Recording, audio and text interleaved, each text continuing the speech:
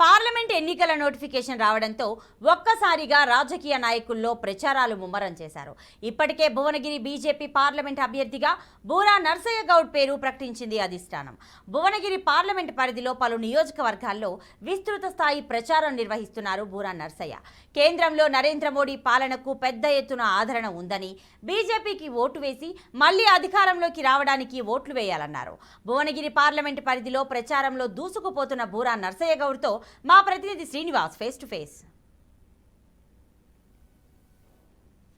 ప్రధానంగా చూసినట్టు వివిధ రాజకీయ పార్టీలు ఇప్పటికే ఎన్నికల ప్రచారాన్ని ముమ్మరం చేసినటువంటి ప్రస్తుతానికి మనము భువనగిరి పార్లమెంటు పరిధిలో ఉన్నాము. భువనగిరి పార్లమెంటు బీజేపీ అభ్యర్థి బూరా నర్సయ్య గౌడ్ గారు కూడా మనతో పాటు ఉన్నారు.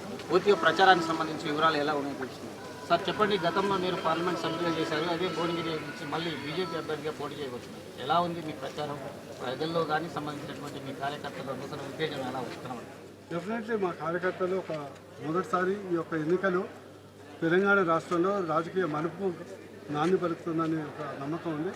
భువనగిరిలో ఖచ్చితంగా కాషాయ జెండా బీజేపీ జెండా పాతడం జరుగుతుంది. ప్రజల్లో మాత్రం ఇక్కడ ఎవరున్నా బిడ్డ మోడీ గారు ఉండాలి అనే వాక్యం నేను ఏదో పార్టీ అభ్యర్థిగా చెప్పట్లేదు. యునానిమస్గా ప్రజలందరిలో పార్టీలకు అతీతంగా కాంగ్రెస్ పార్టీ లీడర్లు అయితే చాలామంది అన్న పార్టీలు ఉన్నాం కాబట్టి బయట చెప్పలేము, కానీ మోడీ గారు ఢిల్లీలో ఉండాలి అనే అంశం ఉన్నది. అందుకొరకు బీజేపీ ఖచ్చితంగా భువనగిరిలో గెలుస్తుంది. జాతీయ స్థాయిలో బీజేపీ ప్రధానంగా చూసినట్లయితే మొట్టమొదటి సీట్లలో బీసీకి మెజార్టీ ఇచ్చారు. మీరు గతంలో భువనగిరి పార్లమెంట్లో ఉన్నారు, అనేక అభివృద్ధి కార్యక్రమాలు చేశారు. దీనికి మీ ప్రచారానికి ఉన్నటువంటి కాంగ్రెస్ పార్టీ కూడా ప్రచారంలో పోతుంది. అయితే వాళ్ళకు మీ పార్టీకి ఉన్న భేదం ఏంటి? ప్రజల్లో మీరు ఏ విధంగా తీసుకోబోవడం? నేను ఒకటే విజ్ఞప్తి చేస్తున్నా, కాంగ్రెస్ పార్టీ యొక్క అభ్యర్థులకు ఓటేస్తే వాళ్ళ ఆస్తులు పెరుగుతాయి, వాళ్ళ సంపద పెరుగుతుంది. నేను ఏమన్నా చెప్పేది కరెక్ట్ కాకుండా ఒకసారి వాళ్ళ అఫిడవిట్ చూడండి.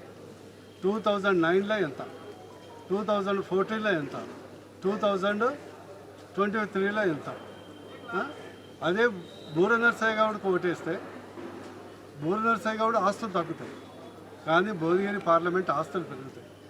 ఎయిమ్స్ వస్తుంది, కేంద్రీయ విద్యాలయం వచ్చింది, ఎంఎంటీఎస్ వచ్చింది, పాస్పోర్ట్ కేంద్రం వచ్చింది, 524 కిలోమీటర్ల జాతీయ రహదారులు వచ్చినాయి, ఇండస్ట్రియల్ పార్క్ వచ్చింది, ఫాక్స్కాన్ కంపెనీ వచ్చింది. పెద్ద పెద్ద చెప్తుంది.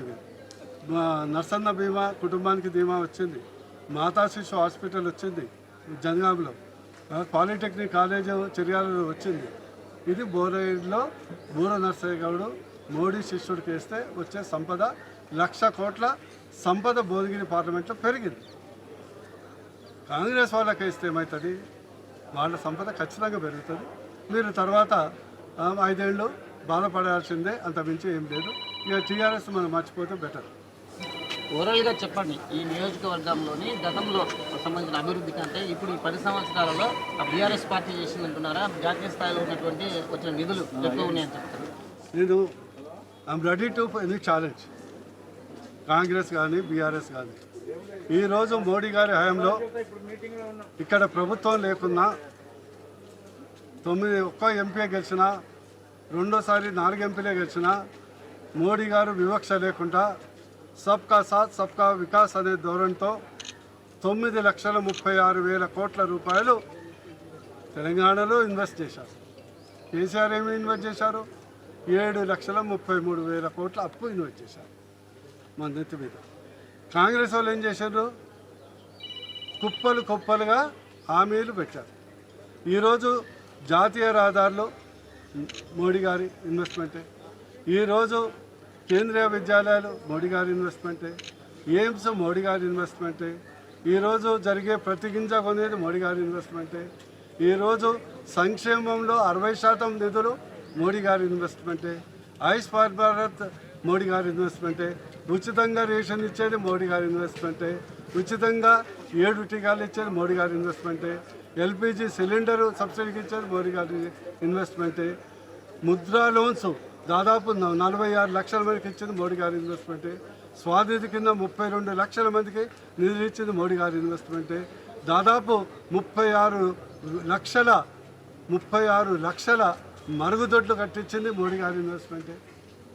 కేసీఆర్కి ఇచ్చింది ఆసరా పెన్షన్, అప్పులు, అంతే, మిగతాది ఏం లేదు. అందుకొరకు ప్రజలే బేరేజ్ చేసుకోండి. ఈరోజు ఎంపీలు కల్పిస్తే మేము ఢిల్లీలో కూర్చుంటాం. మాది ఎట్లాగో మోడీ గారు 3వ సారి ప్రధానమంత్రి అవుతారు. అత్యధిక నిధులు తెస్తాం, ప్రాజెక్టులు తెస్తాం, ఐఎం లేదు తీసుకొస్తాం, ఎన్ఐడి తీసుకొస్తాం, జాతీయ రహదారులు తీసుకొస్తాం, ప్రధానమంత్రి గ్రామీణ సడక యోజన కింద తీసుకొస్తాం, ఫుడ్ ప్రాసెసింగ్ ఇండస్ట్రీ కింద ఇండస్ట్రీ తీసుకొస్తాం, మెగా క్లస్టర్స్ తీసుకొస్తాం.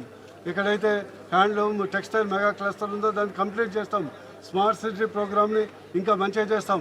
మెట్రో లైను యాదాద్రి వరకు తీసుకొచ్చే ప్రయత్నం చేస్తాం. హైదరాబాద్ నుంచి సూర్యాపేట అమరావతికి బందర్ పోర్ట్ వరకు హై స్పీడ్ ట్రైన్ తెచ్చే ప్రయత్నం చేస్తాం. వీళ్ళకి వేస్తే ఏమొస్తుంది? ఒక ఆయనకి వేస్తున్నాము కాలికుండలు, కాంగ్రెస్కి వేస్తే బీఆర్ఎస్కి వేస్తున్నాము పలికిపోయిన కుండ.